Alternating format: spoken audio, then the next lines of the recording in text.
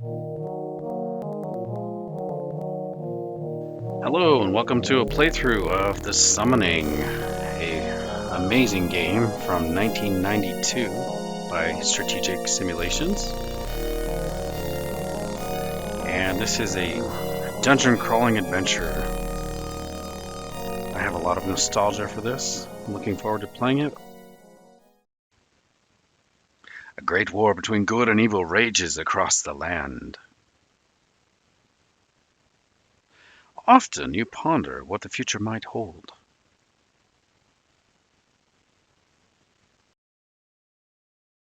Thankfully, your life still remains unscathed by the cruelties of battle. Until now. Strategic Simulations, Inc., 1992 presents The Summoning. Hey guys, welcome to a playthrough of The Summoning. This is one of my favorite games of all time. Definitely one of the classic games with, I'm kind of biased because I had some nostalgia for it. So let's go ahead and begin a new game here. Oh, we got to do our copy protection first. So I got to turn to page 10 in the manual and enter the faces that appear on page 10. So first we have the guy with the golden helmet. And then we've got two of the guys with the green feathered hat things, another golden helmet, and then lastly the guy in the chainmail shirt. Okay, that is the copy protection. We're going to create a new character, which will launch the beginning cutscene of this game, and then we'll be able to create the character after that. So let's go ahead and begin the cutscene. Upon a secluded, wind-swept hill lies a fortress. Much effort has been made to ensure its location remains hidden. Shielded by magical wards and sheltered by natural defenses, this bastion of power stands strong. Within a great council gathers. Rowena, head of the Council of Mages, joins the circle. The air crackles with the channeling of magical energies. A moment later, a face appears in the orb of seeking. Rowena speaks to those assembled. The orb shall seek all who descended from the champion who long ago emerged victorious from the Tower Darkspire. Choose well, for the time allows us but one choice.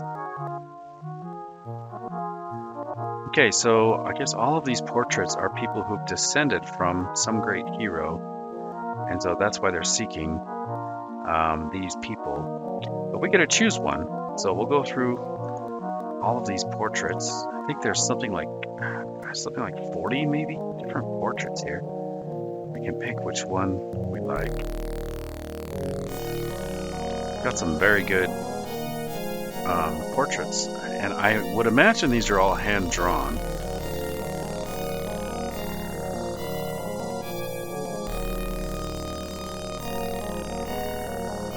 That's a fun one. Like that. These portraits have so much personality.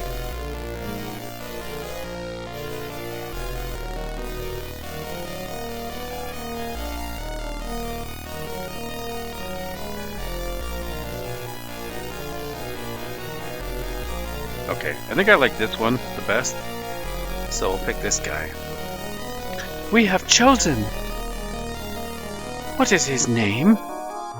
We're gonna name him Sprocket. Sure, why not? Call him Sprocket.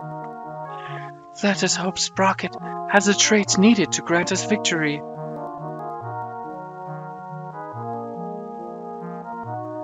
Okay, so we can choose random attributes, allocate attributes, or base attributes within the allocation. Okay. Either way, I think we get a pool. We can choose. So here we've got this is kind of a low pool. If we click redo, we can actually get variations. I'm not sure what the maximum is, but it's like 94 is pretty high. 95. I'll click a few times. Let's see if we can get anything higher than 95. Oh, 99. Okay, I would imagine that's probably as good as we're ever going to get. So we've got quite a pool to choose from to here. So we've got all these different traits that we're going to put into our character. Strength, obviously, it's going to allow us to carry more, but it also affects our hit points, as you can see here. Now the maximum we can give any category here is 20, I think. Yeah, so 20 is the max. Let's start with 15. See if I can do 15 on all of them.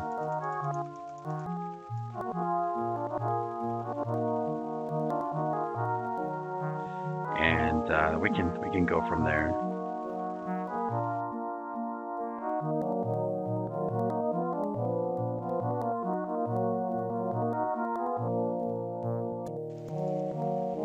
Okay, so we have 9 points left. Strength is good. Power. So I think these all have different effects. Like I think power is how strong your spells are. Accuracy effects like long-range weapons. So if we're not going to use long-range weapons, we probably don't need a great accuracy. Probably want more strength. Agility is good. That's like how fast you move. Endurance is good. I think I might take accuracy down a little bit. Talent is good.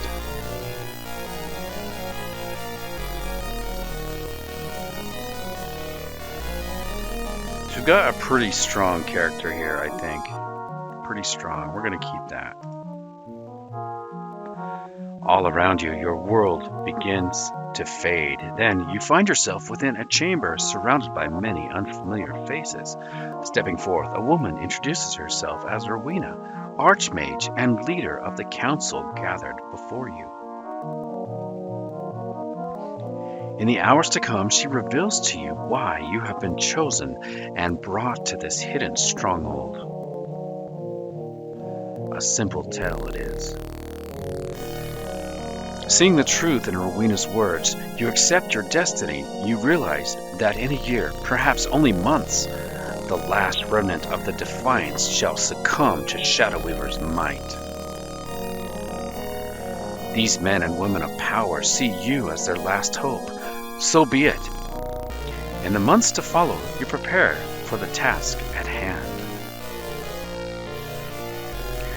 Kale, a weapon master, is chosen to hone your warrior skills. With many tools of war do you train. Of these, you prove most skillful at using long-edged weapons. We can actually choose long-edged weapons, hacking weapons, polearms, or projectile weapons. So I personally would prefer long-edged weapons. We're going to pick that one. You must also spend many hours in the presence of Jarius. It is he who teaches you the art of channeling magic. Of the 4 magic arts, you seem to show a great interest in learning those of the wizard. So again, we can choose wizardry, sorcery, enchantment, or healing. And I tend to lean towards healing, so I'm going to go as a healer. For weeks you dedicate day and night to the teaching of both Kale and Jarius. All are pleased, for you display much potential with both weapons and magic.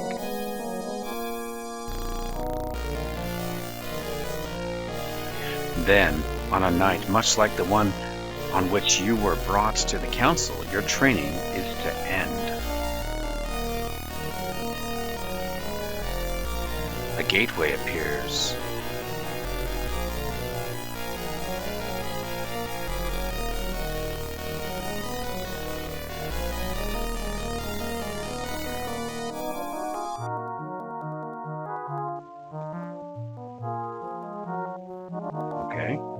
There's a gateway. Aghast, the council looks onward as Shadow Weaver's horde emerges from the mystical doorway and sets upon the stronghold's defenders. Kale leads his brave warriors into battle against the rabble army. Many fall beneath the weapon master's bloody axe. But Kale's time has drawn nigh, for he and his men cannot defeat so many. Hurling exploding globes of flame and jagged bolts of lightning, Jarius joins the fray.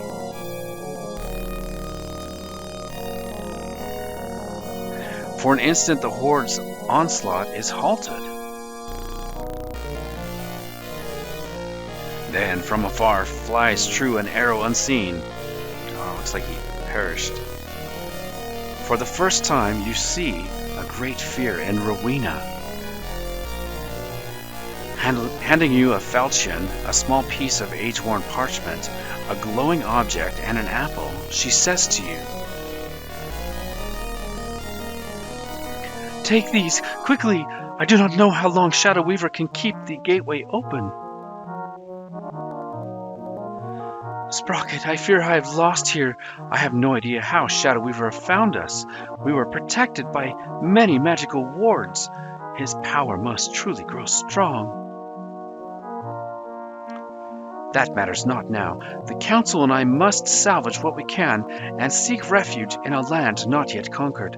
But first, I will send you on your way through this gateway. You are this world's last hope." "Fear not, Rowena. Successful I shall. Succeed I shall. As the champion of ages past freed us from Darkspire, so shall I deliver us from the wrath of Shadow Weaver." "Well spoken, brave one. Now I must teleport you into the Labyrinth's antechamber. There will be one waiting for you. His name is Malachi. Trust him, you can. But do not forget to ask him about the coins. They will aid you in your quest. You must seek a way to destroy the Black Mage on your own. The knowledge you need can be found in the Labyrinth. For the sake of us all, I wish you well." "Many thanks, Rowena. Perhaps we shall meet again. Until then, I bid you farewell." "We have no more time for words. Now, prepare yourself."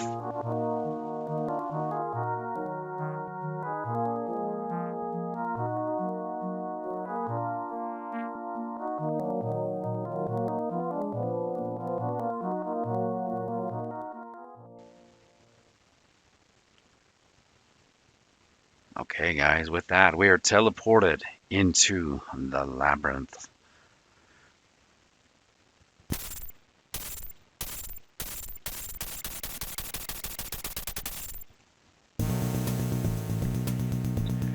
Alright, welcome to the Labyrinth. As we begin here, we'll take just a minute and take a look at this situation. So we've got our main playing screen right here, with our first encounter coming up with an NPC. Here is our heads-up display. We've got our portrait here. If we click on that. This is how, by clicking on the portrait, we can memorize spells like liquefy, which we will do later once we get a bottle. Clicking on our portrait brings up the spell memorization. This sword right here represents our hit points. As we lose hit points, it's going to be apparent. You'll see some blood start to climb its way up. This also this represents our magic level. Magic, I guess, our spell points. The bag here in the middle. This is like a knapsack, and it shows us how encumbered we are. So currently we have almost no belongings, so we're almost completely empty of encumbrance. Here's our portrait, which we can interact with. We have the head, where we can put hats or helmets. We've got the neck, where we can put on necklaces or amulets. We've got our hands. We can put left or right items in each hand. We could dual wield if we want to. Of course, we've got our clothing. We can put different suits of armor or whatnot on there. And of course, our boots. And we will get some magical items, hopefully, and start protecting ourselves and leveling up. Over here we have this top row represents our right hand actions. Like, because we have a sword in our right hand now, we could swipe our sword. If we click on that, we'll swing. We could also throw what's in our hand. In our left hand here, we could punch, or we could just move our sword over to the left hand if we wanted, and now you can see our options have changed. Over here we have our spells. This is where we memorize spells of the 4 different categories that we saw briefly in the introduction. We'll get into that later. Here it shows our status: beginner, initiate at, looks like our spell casting is we're initiate, and here's our stats. And then more information down here. So our name's Sprocket, our level, we're a wayfarer. We're currently weighing 5.5 kilograms, 0 experience points. And of course we have our save options. I think this shield right here represents how much armor we have. If we're protected, then this will be much more full. So we have little to no armor right now, really. And with that, guys, let's begin the game here. We're going to walk over and talk to our first character here. Hello, Sprocket. I am Malachi, secret messenger of Rowena and the Council. I have been asked to aid you in your quest. At great risk to my own life, I will have you know. If that cursed mage Shadow Weaver knew of this meeting, both of us would be put to a most unpleasant death. Fortunately, he pays little heed to those within this mighty labyrinth. I know little of the plans given to you by the Council. I can only tell you that to get to Shadow Weaver himself, you will have to make it to the gates of his dark citadel. Once there, getting inside is your problem. From this antechamber, there are 2 paths that you may take. As you can see, one leads northwest and the other to the northeast. The choice is yours. The northeastern passage will ultimately join with the rooms beyond the northwestern passage. Choosing the northeastern path will better prepare you to face dangers that you may later encounter in the deeper regions of the labyrinth. Regardless of which path you choose, both will eventually take you to the first magical seal. The northwestern passage will take you there more quickly, but as I said, you may not be prepared or equipped for what you may face. First magical seal, Malachi. What is the seal that you speak of? Did Rowena not tell you of the seal, warrior? This I cannot believe. She said that you would be completely prepared until... There was no time, Malachi. The Council's citadel was attacked by Shadow Weaver's horde. Alas, perhaps the world is already completely under Shadow Weaver's evil rule. This does not bode well. But neither does it change anything. You must continue your quest.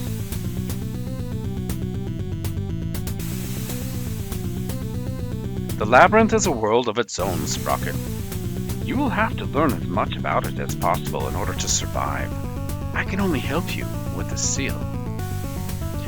The seal is needed to unlock an ensorcelled door that will bar your path. Shadow Weaver shattered the seal into 6 pieces and scattered them throughout the passages to the northwest. Now only he can open the door. On the floor before this magically locked door, there is a depression. All 6 pieces of the seal must be dropped within. Only then, with the seal complete, will you be able to adventure further. I can speak no more. Go now, for time runs short. May luck and victory be with you. Okay, now Rowena did tell us to be sure to ask him about the coins. It's not listed here. I wonder if he is trying to keep them for himself. I don't know. Let's ask him about the coins. Before I forget, Malachi, Rowena told me to ask you about some coins. By the sword, I should have known the coins would not easily be forgotten by the Archmage. Forgive me, Sprocket, but at times greed overcomes me. I was hoping she would fail to mention the coins. Here, take this sack. It holds several pieces of gold. There are not many, but they will suffice for now. Use the coins to buy things from others that you may meet. Okay, nice. So, we did end up getting a sack. The sack is probably as valuable as anything, really. We do need these stacks. Now look at that. We got 1, 2, 3, 4, 5 coins. And we have room for 5 additional items, which is wonderful. You can put things in here. Inventory management is going to be a bit of a problem in this game. So any kind of sacks or chests or backpacks or things like that are really going to help us out. Especially because we're so strong. We have quite a bit of strength, so we can carry lots of items. We just don't have room for a lot of items right now. One other cool thing, guys, we do have this parchment. This is a spell, a liquefy spell. And the way that magic works in this world is you do hand signals. So liquefy is kind of a wavy action there. But if we had a bottle in our hand, we could cast liquefy, which would be these two gestures here, and then we hit enter. Oh, hey, we actually created the spell, okay. But to cast the spell, we actually need a bottle, okay. So we can memorize quite a few spells. As we progress, we'll be able to memorize more. Let's see how many it will let us memorize right now. Looks like 3 is the maximum at our current level. So we now have 3 memorized liquefy spells. And when the time comes, we'll get a bottle. We can actually use liquefy to create a healing potion. So, all right. Now, Malachi said we have 2 options of movement here. We can go to the northeast or the northwest. The northwest is a quicker route, but it does bypass some of the loot and things we might need. So we're going to go to the northeast and begin our adventure this way. One other cool thing about this game is we have the palimpsest, which is this right here, and under no circumstances ever throughout this playthrough can I lose this scroll. This is our map. So let's go ahead and use our map. Take a look. So we're currently in the antechamber of the Labyrinth, and as you can see, it is auto mapping for us, that's amazing. It's doing an auto map for us, so we definitely want to hang on to this map. We're going to need it.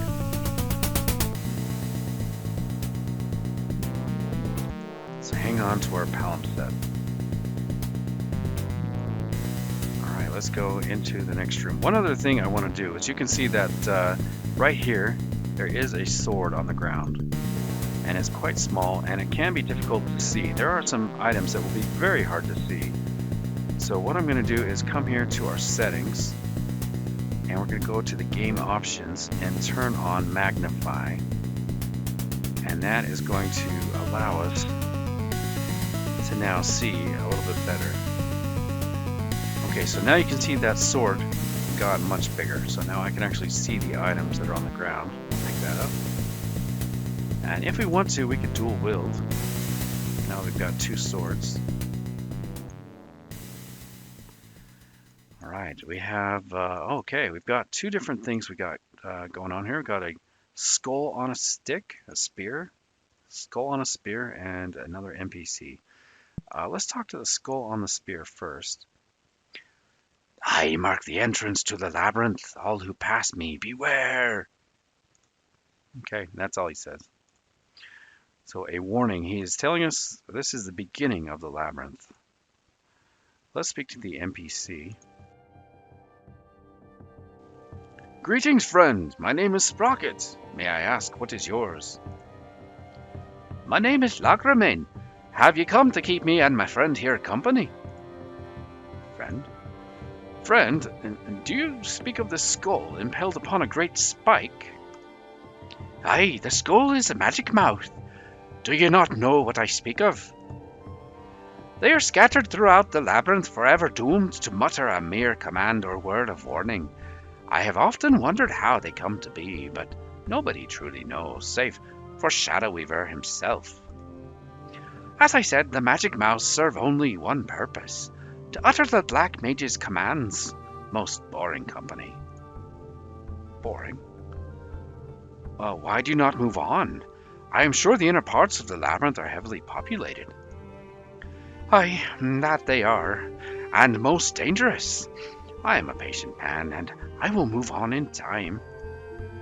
For now I am content to sit here and carve my wood. Do you like it? Oh, I see. Not very interested, are you? Forgive me. The image you carve in the wood is impressive. It is merely that. You have greater things on your mind. No need to apologize, friend. You do indeed have a sense of urgency about you. Be on your way, Sprocket. May luck be with you. The magic mouth is gruesome. The magic mouth is a gruesome sight. How can the dark mage be so cruel? You must be new to this palace, Sprocket. This place, I mean. You must be new to this place, Sprocket. Within the darker regions of the Labyrinth, there are things far more horrible than this. Skulls must have a very special place in Shadow Weaver's evil designs, for they are everywhere. There are many others, such as the skulls of the brave and daring wizards that defied the Dark Mage in the beginning. There are many other skulls? Are they like the magic mouths? Nay, do not confuse the magic mouths with the skulls of the defiant wizards. There are 8 of the wizards' skulls. Each is impaled upon an instrument of war. I have never seen one, and do not think anybody has. The story of the 8 wizards' struggle against Shadow Weaver is a sad one. I have heard several speak the tale. If that is so, tell me this tragic tale of the brave men. They were not all men, Sprocket. Several of the most powerful of the mages were women. I would like to relate the tale, but it is better heard from the mouth of another. I am sure that you will eventually come across one who knows the story well. When you do, ask them to relate the tale. Goodbye. Okay, so what we've learned from this gentleman, what was his name? I don't remember what his name was. Anyway, what we learned from him is, of course, we have the magic mouths, these guys on the spikes that talk to us and give us warning and clues and tips and things. But we also learned that throughout the labyrinth, we're going to have to come across, I think it was 8 different skulls that are actually items that we can collect in our inventory. They are skulls that are impaled on implements of war, whether that be swords or daggers or, I don't know, different weapons. And we're actually going to need those to open a portal or something like that, or to progress somehow in the game. And then from the previous NPC, Malachi, we did learn we needed some pieces to open a portal. So it sounds like there were like six pieces to open a portal. And then this guy says we need 8 skulls. So fetch quest it is. That's kind of the basis of this game, is we're going to have to find our way through the labyrinth and obtain these items. But let's begin our first encounter. It's a battle with our first, I don't know, what are you? Some kind of enemy.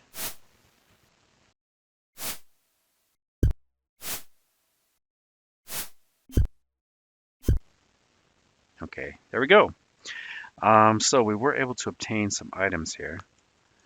Looks like we've got a key. And, oh, look at this. We've got a first potion. This is the Jara potion. And that is the healing potion. Once we use this to heal our hit points, we can then use the empty bottle and cast our liquefy spell to create an additional healing potion.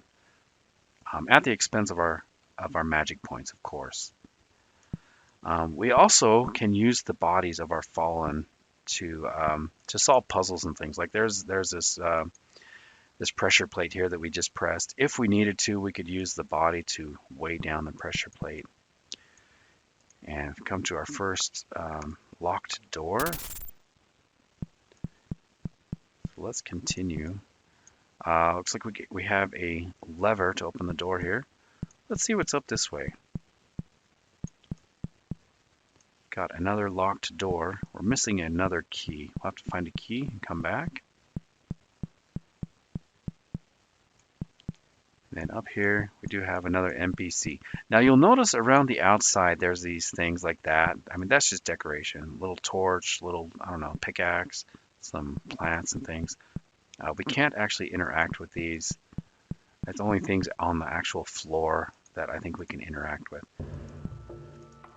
So let's talk to our next NPC here. Greetings, friend. My name is Sprocket. May I ask what is yours? I am known as Leander. A warrior I am not, nor do I cast spells. I am a simple life. It is a simple life I lead. I am an apothecary, and the Nightshade I have to offer might be of interest to one such as you.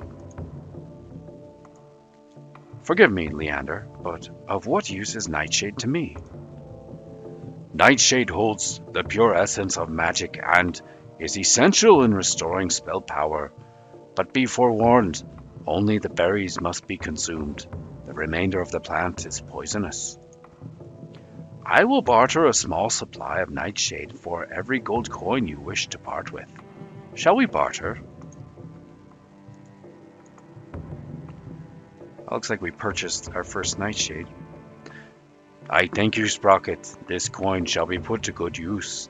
Remember, only the berries. Eat the rest of the plant, and you may well find yourself at death's gate. Okay, good to know. We did get some Nightshade, and according to him, we can only eat the berries, and they should have the effect of healing our not our hit points, our magic points, spell points. So Nightshade is very useful, although poisonous. We only eat the berries. So we thank you for that. I don't know, do we want to buy more? We've got 4 gold coins. Might not be a bad idea. Maybe we'll get one more. Let's barter for one more. Okay, we've got another Nightshade.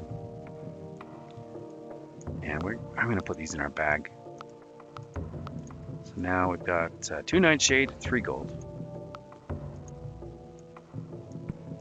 Let's head back to this door that we saw with the lever.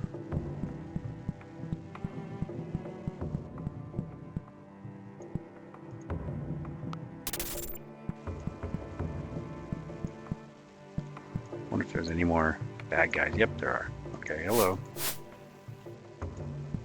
We assume he's a bad guy. I mean, we just walk up and pretty much kill anything that moves, I guess. Nice! You have gained a level in long-edged weapons. Perfect. Just what we need. Alright, we got some items here. Let's see what we have. We've got another falchion. Got a key. Another parchment. Okay, let's see what the other parchment is. We've got liquefy and liquefy. Well, we don't need 2 liquefy parchments, so I'm going to leave that here. And really, we don't even need this liquefy parchment as long as we can remember that hand gesture. If we can remember that creates the liquefy spell, we could actually get rid of the parchment, which I probably will do at some point here. Okay, we've got another magic mouth. The choice is yours. Okay. I guess we'll go up. Requires a key. Right, what do we have? Oh, we got some more enemies to kill here. Looks like a bat. Got the bat. Oh. Your positioning does matter. So the way we face can affect how well we can strike the enemy. Okay, we're able to take down the bats. Got another lever here.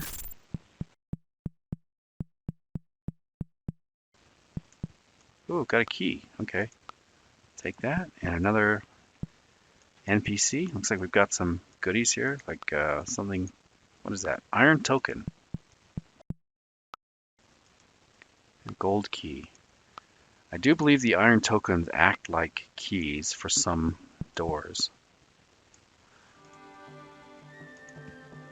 Greetings, friend. My name is Sprocket. May I ask what is yours? Greetings, my name is Otto, and I am a novice sorcerer. Sorcerer? A sorcerer. By chance, would you not have any spells that you are willing to share with me? The question you should be asking is, will I share sorcery spells with you? And I shall, for I am particularly proud of one. There are many doors in this maze of passages and rooms. Some are magically locked and have no key with which to open them. Until now. For I have discovered how to channel magic energies that open some of these doors. It is a simple spell, one which I have scribed upon parchment. Take it. Do not worry. I have it memorized. I know not how to thank you.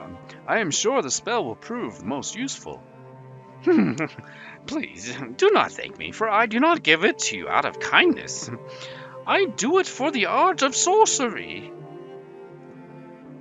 I got the idea from a magical rune called the Kano rune. Thus I have called the spell the Kano spell. My research into this spell leads me to believe the energy release could also push large rolling balls. I've never tested this myself, though. I hope by sharing this spell with as many sorcerers as possible, that its use might lead to a variant spell in the future. Who knows, perhaps one will use it to create an entirely new spell.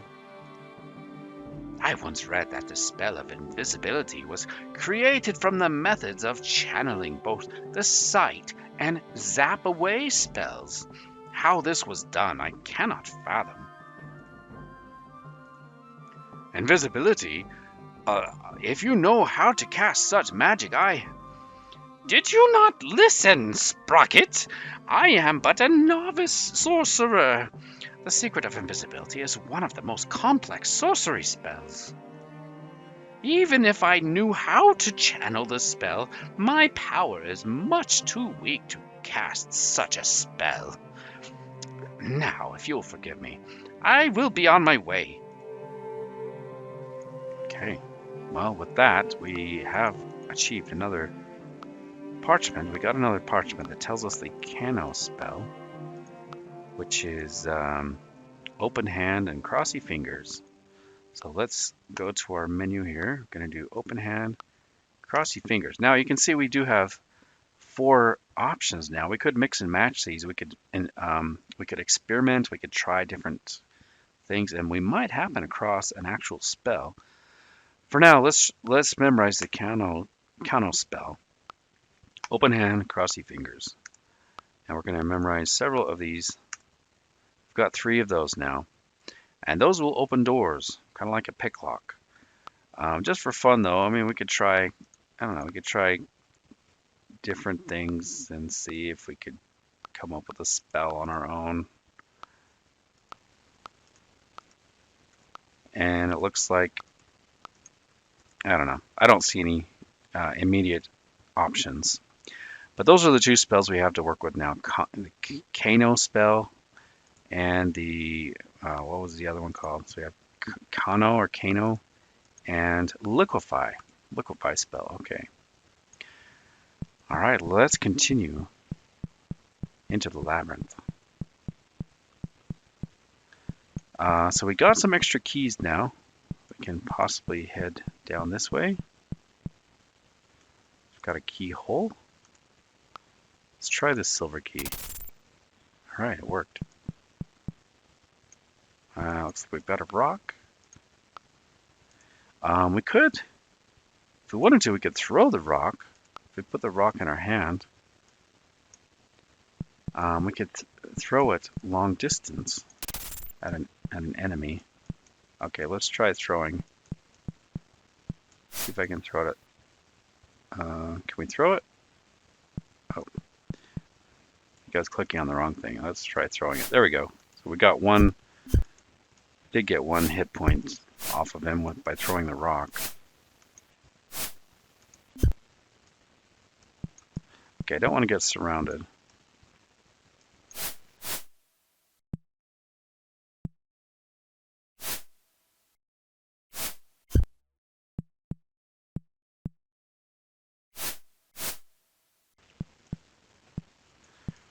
Right. Where are you going? Uh-oh, I'm surrounded. Alright. I do want to put the sword in my other hand. Oh, he's attacking us. Taking advantage of us while we were busy managing our inventory. Where are you going?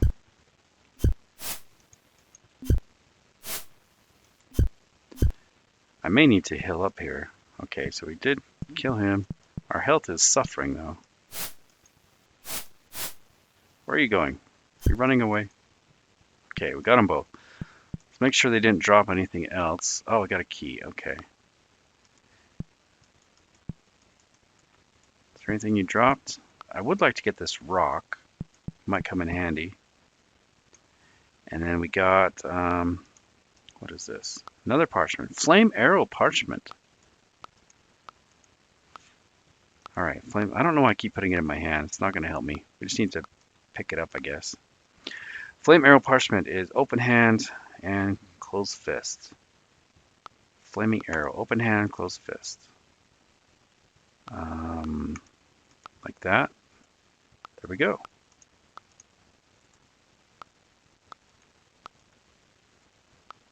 Okay.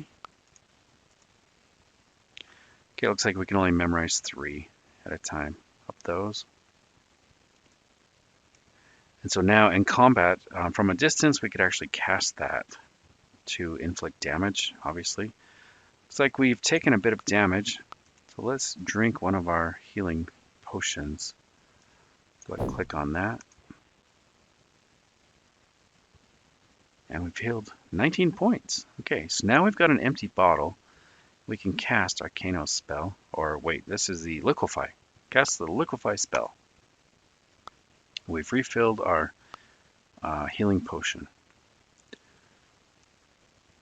Alright, let's continue. Wait, was there anything else down here?